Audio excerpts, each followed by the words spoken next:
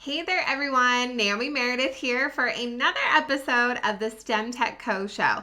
I am a former classroom teacher turned K-5 STEM teacher, and I love helping teachers navigate STEM and technology in their own classrooms. So let's get started with this topic that you can really use all year long. Typically after long breaks, you really want to review those technology expectations and all of those classroom routines. And I know that it's super important to set up those routines the right way so that the kids can be successful all year long. So maybe you're coming back from winter break, spring break, fall break, maybe a 3-day weekend. You can definitely use these tips, or even if you've never even set up technology expectations in your room, here's how I've done it with all of my classes again and again, and it's been so successful so that kids can be independent and we are super happy. So I have 5 tips for you guys today.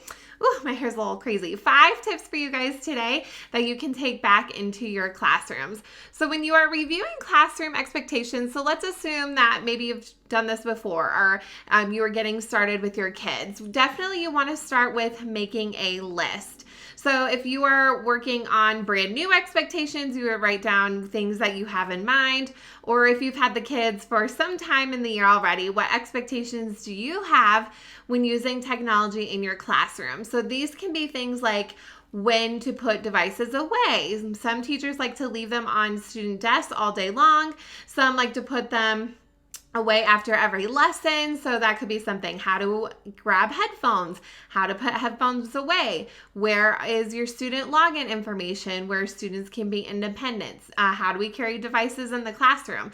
So those basic things, you're like, oh, I thought they know that. Like, you guys definitely don't assume that kids know how to do all these things. They really have to be explicitly taught so that students can be successful. So depending on the age of your kids, you can write down the list for them. If you have a pre-made list, you could have another student write it down for you or type it up. They can help you brainstorm, but make a list of those basic classroom expectations. Now, keep them positive, of course, when you're writing these down. And I usually don't do more than 10 because that's a lot to remember. So really think about the wording, how you can jam it pack full so that kids can be successful. After that, definitely, this is super important. Don't skip this step. I think this one's the most important one, is to model those expectations. You guys, my hair is like crazy. So model those expectations. So I always model them as a teacher, and the kids think it's super funny, and I will always try the good way and then the bad way, and they think the bad way is really funny.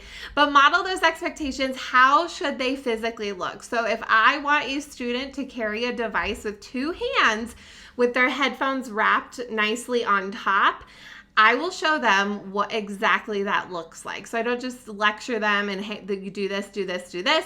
I will physically show them, hey, I am in 2nd grade and this is how I carry my device the right way. So physically show them how to model it. Now, as I've moved on from being a classroom teacher to teaching K-5 STEM, that is a lot of modeling for a lot of classes.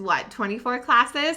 So if you can think about it, if you teach a lot of classes, try to make videos beforehand of those basic routines and expectations that you're repeating over and over, because you'll kind of forget what you've said to classes, and that's been super helpful. So my top technology tips, I actually will make those videos. It's me talking, me modeling, same kind of thing, so that I'm making sure I'm consistent and that I don't forget anything.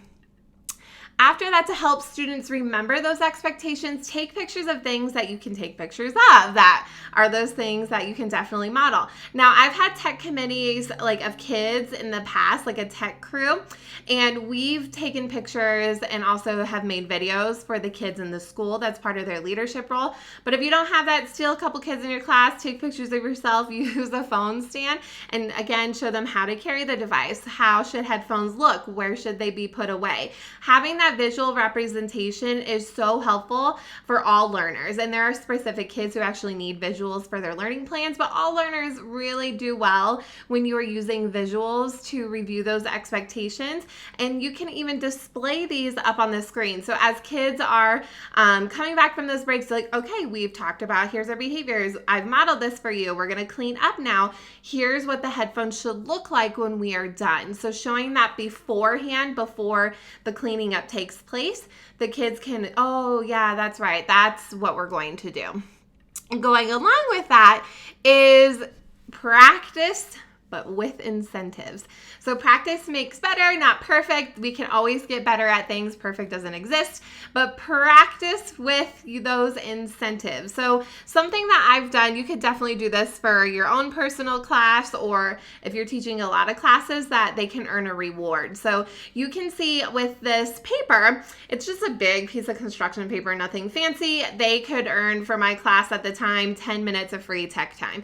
So each of those sticky notes are different expectations I wanted them to work on. If you look closely, this is when I was a classroom teacher, it's like other rules and routines, but these could be all the routines that you work on with your technology expectations. So one could be putting headphones away the correct way, carrying your device with 2 hands, laying your device flat on a surface while working. So those could be each of those expectations that you made the list before. You can write them all nice on sticky notes. When the majority of class has accomplished that, you can take a sticky note off. And maybe your goal is by the end of this week, we are able to accomplish all of these technology expectations successfully, and we can earn our prize. So if there's a little incentive, you guys, this is nothing fancy, but if there's a little incentive to it, they are so into that gamification. You're like, oh yeah, I'm totally going to do this the right way. And that one's super easy to prep. You can even make the sticky notes while you're making that list with the class. And then after, as the year's going on, so this, I foresee it when you're practicing, it's a week-long thing, you're getting back into the routine, is having visual reminders. So it could be those pictures that you've taken before, or maybe you have your classroom rules already. I always have my classroom rules with visuals. Like I said, visuals are super, super important, and it also helps connect you with your learning anyway, so might as well have visuals. So have those, 7 to 10 classroom rules, those big, jam-packed, really great technology expectations hanging on the wall so that kids can remember. You can point to it if they're not following the rules later on. Hey, let's chat about this. Remember, we do this when we're carrying a device. We carry it with 2 hands. Can you show me how to carry that? So it's a positive conversation. They're continuously using those rules and routines so that they can be successful. We're keeping the technology safe because it is super expensive. We all know that. But it's really just great practice in general. So when kids have their own technology at home, they're also using it the right way, which is part of that digital citizenship. So with all those things, and I have more pictures of all the things for you to help you remember, and also my classroom technology rules that I actually have used with my kids when I was a classroom teacher, and also my K-5 STEM students over and over. They've been perfected. They work well. But you can see all those pictures and all of these things more in detail if you go to my website, naomimeredith.com/tech rule review. I have all of these listed out there. This video is posted as well once it's complete, and you can see all the things. If you have any questions, of course, email me at contactnaomimeredith@gmail.com. And I also love Instagram. It's at @NaomiMeredith_. But thank you so much again for coming to another episode of the STEMTech Co Show. I will chat with you all soon.